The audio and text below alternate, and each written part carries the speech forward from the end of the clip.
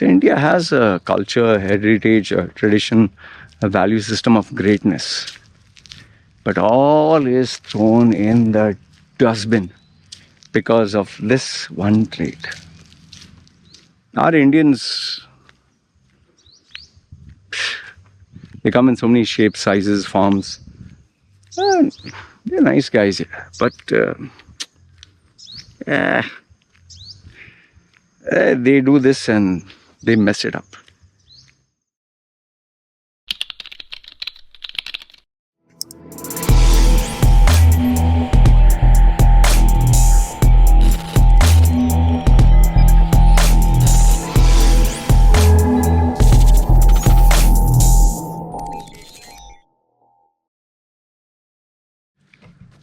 All right, I'm, if you have followed my channel, you know that, hey, doggy, you want to come with me for a walk?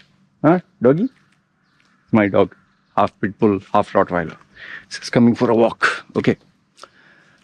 All right, so if you follow my channel, you know that I'm an Indian passport holder, but I lived in Dubai majority of my life.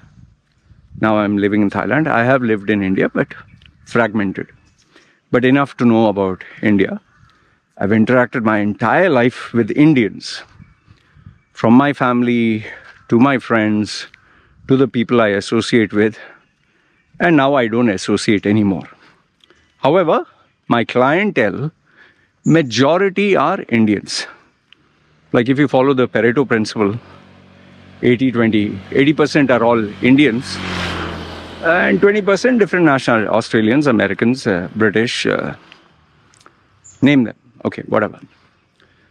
And the major bulk of my business comes from Indians. But now the question is, why is it I don't respect Indians? Why? I mean, like they say, don't bite the hand that feeds you. So what is it? Like, some of the people who follow me, who don't like my views or the way I say it, they say, what, just because you got butt fucked, whatever, you got an ass handed down to you, oh, you are crying, oh, poor baby, or, just because an Indian schooled you or whatever. And then when they can't get anything, oh, because you are jailed, you're a convict, you are kicked out of UAE, kicked out of India. That's not the reason. There's always like they say, method to the madness, or a reason why I say something. Now, I could have said why I don't respect you, or why I don't respect, but because I deal with Indians, why I don't respect Indians. But I'll explain to you and you tell me, what do you think? Now, I deal with Indians almost every day. By now you must have understood that. But then the problem with our Indians, one is there are too many of them, 1 billion. I don't know if it has eclipsed the population of China, but there are too many Indians, okay, too many. Like one guy commented, you go anywhere in the world, he was saying as a matter of pride, we are there, we Indians, anywhere in the world, Indians are there. He said, this is a matter of pride. Huh? He's saying, don't be jealous. I told him, my dear, what you're saying as a matter of pride is actually a matter of shame. Okay? You're telling me Indians are everywhere. That clearly proves Indians don't want to be in India. If you really loved your house, if you loved your family, would you leave your family? Would you leave your house? Would you leave your motherland? Would you leave your country and go elsewhere? No. When you're not happy and your country is not able to take care of you, that is where you leave. Why do people leave? Not because of anything else other than you have bills to pay, you have a mouth to feed, you have family to take care of, you have expenses to bear, and you're unable to survive, thrive, and succeed in India. So, what, the government is going to take care of you? The current government, BJP, will give you, hey, take a free salary, okay, take a guaranteed job. No, they can't. So that is why people leave. And it's not a matter of pride, it's a sad fact. There's, like they say, brain drain, no? You can say, oh, only the shit get out of the country. Well, the shit that has got out of the country is making much more money than an average Indian. So that's a sad reality. Oh, yeah, because they are losers. Oh, boss, end of the day, you get money, right? What matters? This. Okay. You can say the same for me. Oh, you're a loser. You can't survive in India. You're right. 100%. I cannot survive in India. Why? Because my values, the way I see life, my personality, my content will piss off a lot of people. And we are talking of India as a country where there are a lot of individuals who would like to take law into their hands. They are the moral, they like to police people morally. Like, who's this girl? Why are you holding her hand? They'll beat you. Or they'll say, Jai Shri Ram, and vandalize your mosque or vandalize your religious place. Or they see someone carrying cows, they'll say, oh, this is our mother beef, it's God, it's cow, and they'll break your legs or they'll kill you. I'm not saying it's only towards minorities. Reverse can happen. You insult someone, let's say a Muslim, you insult a Muslim, or you insult, let's say, a Sikh. I'm not saying you should. I'm saying, oh, Sikh, the Punjabis, they'll bloody take a knife and chop you to bits. I've seen some really graphic videos. Oh, goodness, they are not afraid. They'll take their bloody sword and chop you to bits. They are very loving, kind, accommodating. They'll give free food. There's one Gurudwara or one place, it seems, I don't know if I'm right or wrong, Amritsar, they give free food, fresh food. They feed irrespective which religion, background. So it's not like everything is bad, but it's difficult. And on top of that, the cost of living, the inflation, the overpopulation, the lack of jobs, infrastructure. Okay, anyway. So I've given you the challenges that India faces. You can say every country has its own. But what about the topic? Because Indians have to survive, like India is like a jungle, survival of the fittest. Even if you have to travel from your home to the office, getting a rickshaw is a nightmare. Getting a taxi is hard. Getting a bus transport, there's traffic like mad and buses are full. Getting into a train, just search on YouTube, Mumbai, train. Forget trying to get into the male compartment. Try to get in ladies also, you will not be able. Have a look at Japan, where everyone stands in line. Have a look at India, nobody stands in line. And on top of that, the sweat, the smell, the danger, the risks. When I was studying in St. Xavier's High School, Villa Parle, I had a water bottle.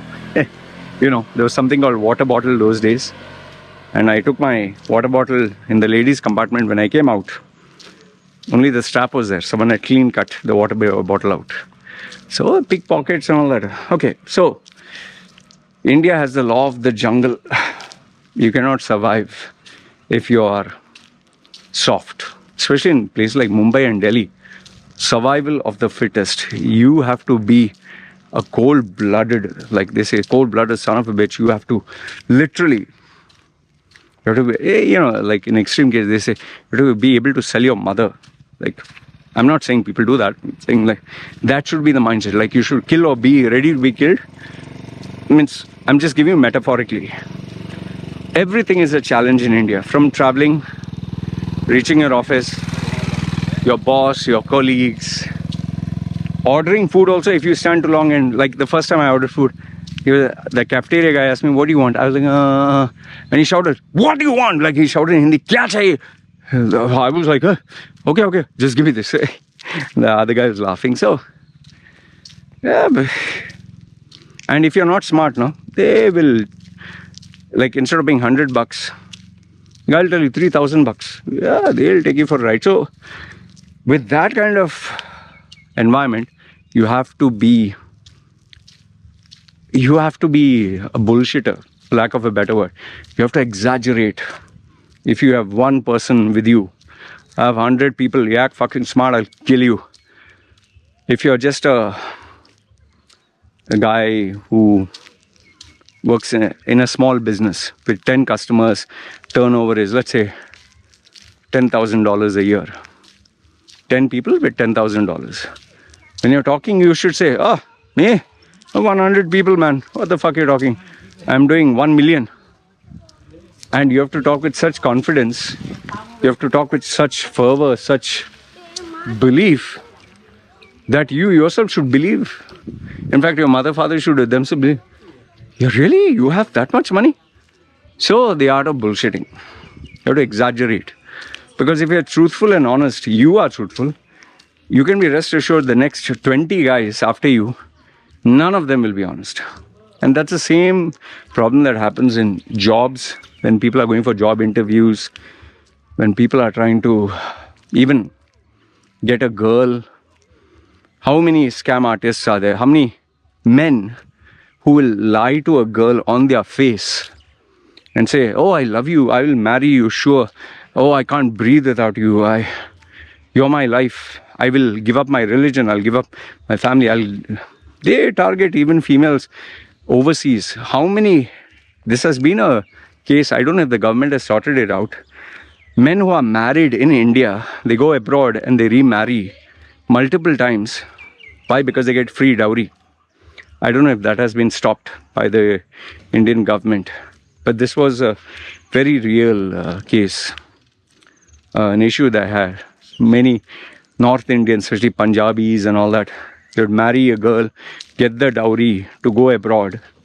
Now, don't crucify me just because I said Punjabi. I'm saying Indians. Just say Indians. Not even North Indians, say Indians. They would take a dowry for marriage. With their dowry, go abroad, promising, I'll bring your daughter. Once they go abroad, then they remarry for a white passport. They'll either marry someone who has citizenship, or they'll marry a local female, or, they'll try the same game again. So, this is not the reason why I don't respect our Indians. Survival of the fittest is very important.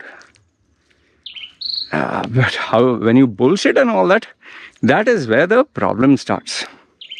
And because of this, I don't know if you can call it the survivorship bias, so that's not the right term.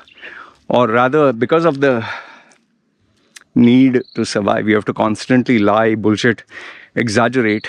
Then what happens is, there are many who observe you, who know you, who follow you, who look up to you. And they see, oh, he has only 10 people, he earns 10,000, but he says 1,000 people and 1 million. Fuck, and people are impressed. I'll also do the same thing. So when he sees everybody bullshitting, when he sees everybody exaggerating, he'll also bullshit, he'll also exaggerate. And why? To survive. To survive and to thrive. Like, most of them don't do it out of a good intention. But then it becomes a habit. And then this is where, globally, this will backfire. Like, if you're doing it in India, within India, like, for example, just search on YouTube, the Bali Indian couple caught stealing in Bali resort. That family, caught explicitly on video, stole from the hotel. Now they got caught red-handed. Now, after getting caught red-handed, you should be humble. Say, I'm sorry, I apologize. Admit your mistake. But instead, what did the man, the husband or the father or the head of the family did? Hey, okay, how much, I'll pay you. I have money, I'll throw it on your face. This is the problem, in fact, I get so many people attacking me online, which I don't blame them. Obviously, my opinions can hurt some people. Not everyone is thick-skinned. And especially if there are idiots, I'll talk to them like idiots. And if you start giving personal comments about me, my work, my wife, my child, or sexual attacks, I'm not going to... I'll give you back. Okay? So when I give them crude comments about them, some unknown guy doesn't know what is the context.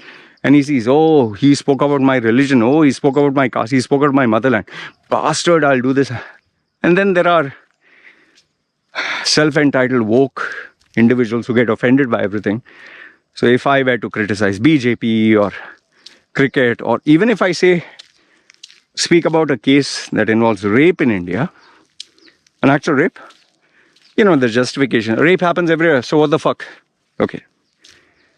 Now, given that there are people who don't like me, the problem is, one is, they hide behind an anonymous name, fake account, and they start attacking. That's one of the reasons I don't respect my Indian audience.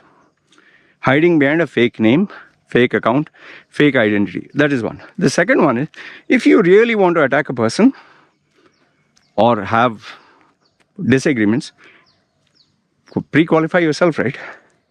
Okay. The second problem is, you have not achieved or accomplished anything, but you're going around questioning others. Like, for example, I give the example of one guy. He's making fun of me without a shirt.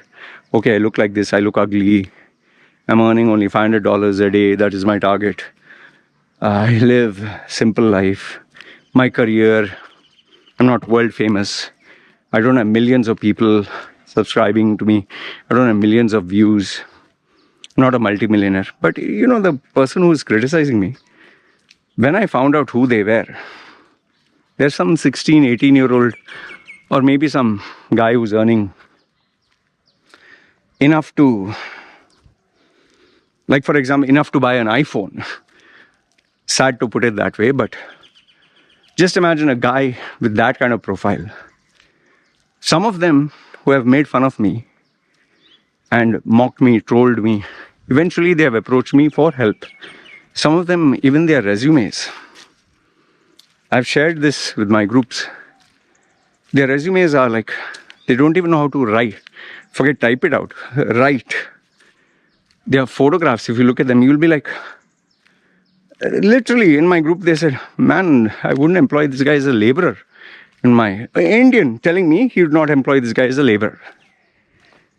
These guys are making fun of me. I mean, if you have done something worthwhile, if you have accomplished, achieved something, fine. Let's say, for example, I have experience in bodybuilding, and I see someone's video of bodybuilding, I can criticize, okay, you have done this, you have done that, because I have experience. Let's say a person's a coach. I have experience in coaching. I can talk. But suppose a guy is a multi-millionaire, billionaire, and I'm going to make fun of him. Well, there should be, what am I making fun of? Like, I have mocked Elon Musk. Now you'll say, see, double standards. I mocked Elon Musk with the claims that he made. He'll colonize Mars. He'll make a city in Mars. People will live in Mars. You're unable to do it on Earth, in the desert where there's plenty of oxygen, water, and resources. But you're promising Mars. Now that's a bit hypocritical, right? Or let's say Andrew Tate claims to be multi-billionaire, millionaire, whatever. But you have to pay, what, $67 for his course.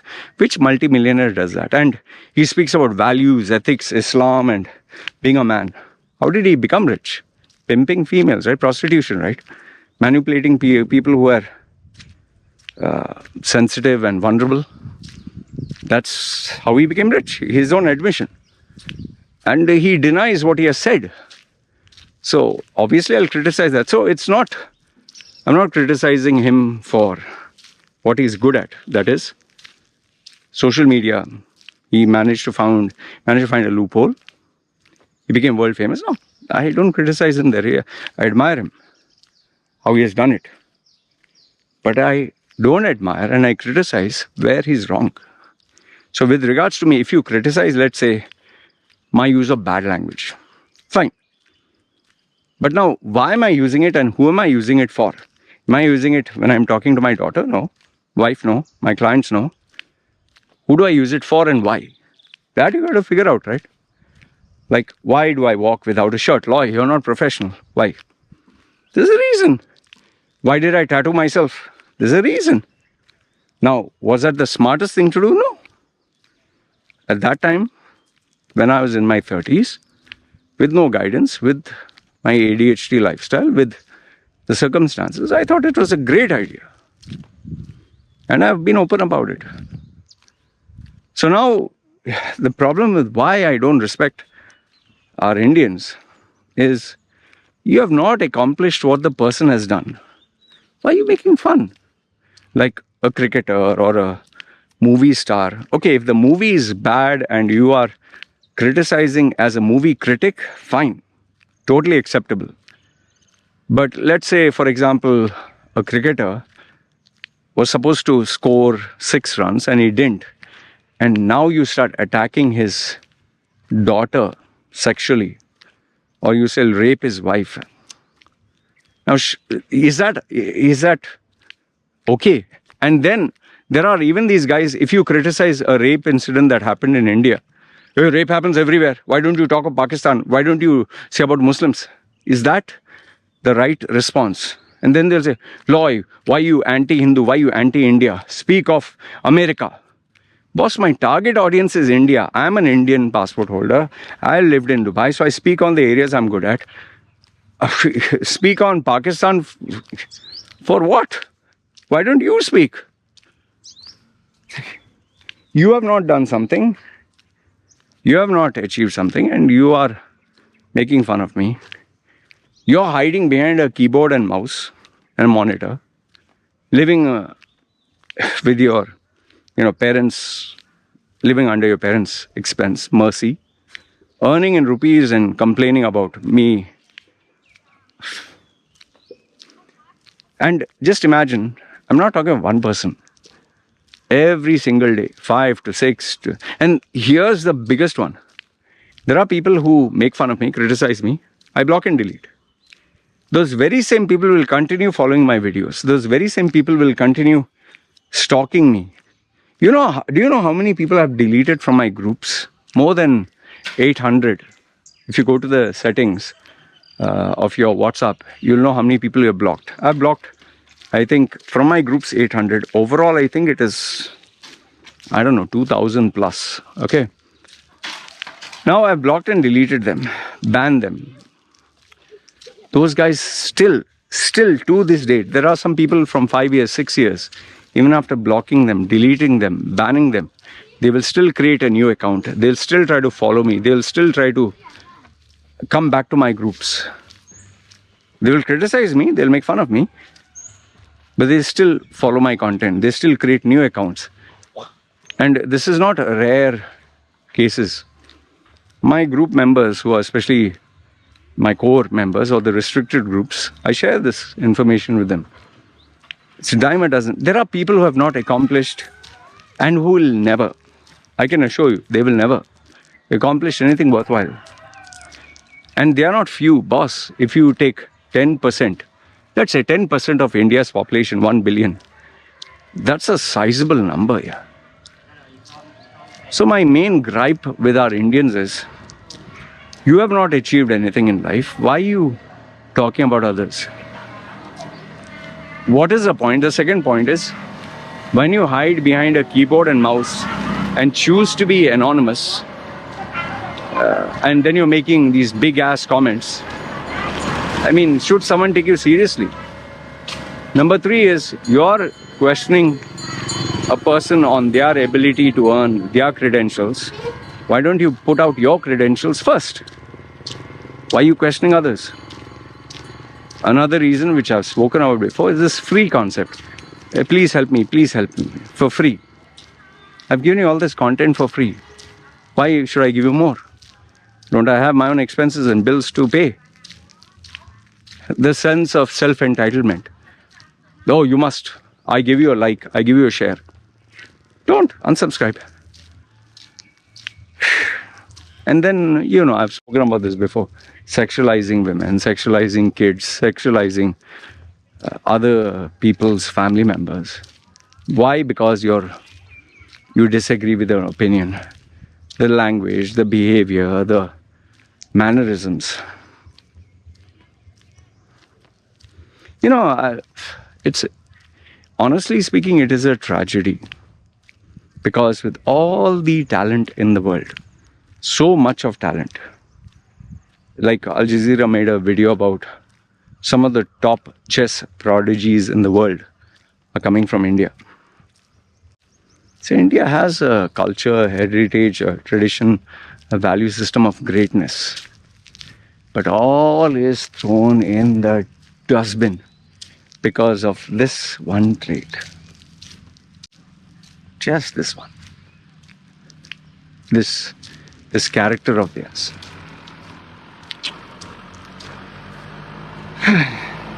I'll tell you, if, like they say now, if if you give someone proper upbringing, there are two children, okay? Two children. Say twins. One is given proper upbringing, but with limited opportunities. One is given all the opportunities in the world with very bad upbringing. The former will achieve greatness because values are imbibed in him. But the latter, you can pray for a miracle. Nothing is going to happen. And that's the reality of, that in a nutshell is the reality of our Indians. That is why in my groups, I tell people, why should I, who are you? Give me your name, age, what you do, where you from. I pre-qualify them. You don't tell me your name, age, what you do, where you from. You hide behind a fake facade. Bye-bye. Now I've relaxed on the rules. Anyone can join. But if I don't know who you are, if I do ask you, and you fail to provide the necessary, verification links or whatever, bye-bye. I don't need you, man. I have enough and more groups. I have enough and more people. I don't need you. You live your life. I live my life. There are still plenty of other areas where our Indians have to change from their racist lens. Oh, you're from North? You're from East? You're from West? Oh, you're South Indian? Oh, he's a Northy guy? Okay. Then, oh, you're Muslim? Oh, you're Hindu? Oh, you're Christian? Yeah. Oh, he's white? Oh, he's black? Oh, he's... with all these cultural quirks, which you can't help but be exposed to, people, it's sad. People say sometimes, so what is the solution? There is none. There is none other than if you decide to change yourself. Only if you decide to change yourself from your heart, from your soul, from deep within, nothing is going to change. Nobody can make you change. You can't change anyone.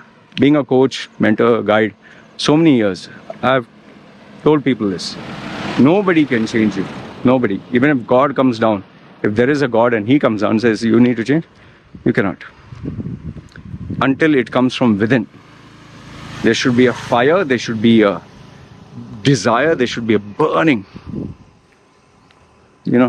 drive. Only then. Otherwise, forget it. Who you fooling, man?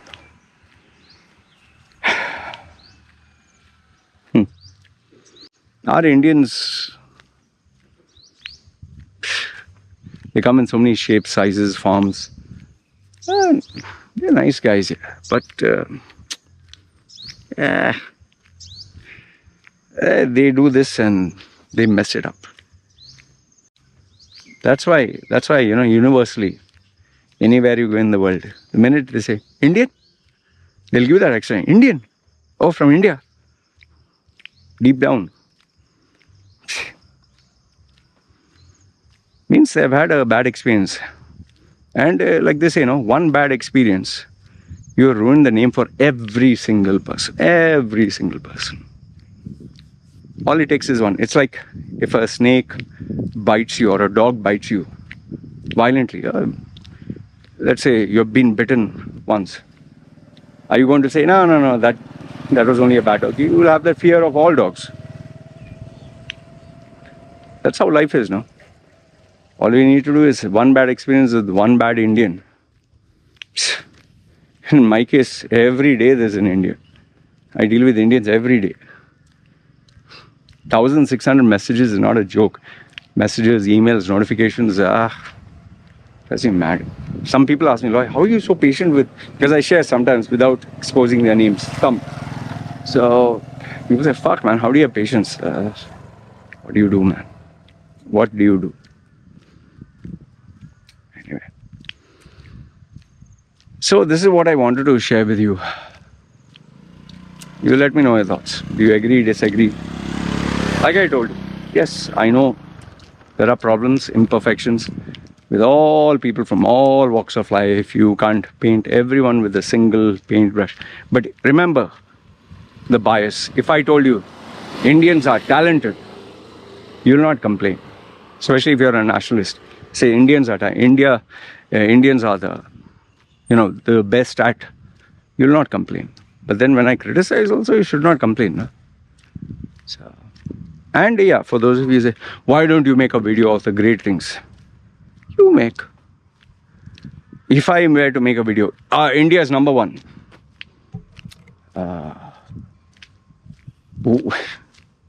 It's like a newspaper saying, India is number one. You think anyone has interest to read it? What do you say? Rape took place, murder took place. This one is dying. This one has this new contagion, sickness. Oh, what is it? Nobody wants to hear normal, good news. They want to hear problems, challenges, issues, so that they take out their mind from their own life and focus on something else. And yes, if you're looking for motivation, inspiration, I have plenty of videos that have done that. Anyway, this is what I wanted to share with you. Feel free, comment down below. I always read your comments. And let me know, what do you think? Do you think I'm right? Do you think I'm wrong? Because I'll tell you, globally, our Indians have to really work hard to maintain themselves. Really, they have to earn the respect. And for me, if you want to join my groups or you want to, whatever, pre-qualify yourself. I've done it online. I've proved myself. You are coming to me. Prove yourself. That's all I'll leave you with. Anyway, what I wanted to share with you guys. Let me know your thoughts in the comments below. You agree, disagree, whatever you wish. Love to hear your thoughts. Alright? You guys take care. It's me signing off. Yalla. Bye.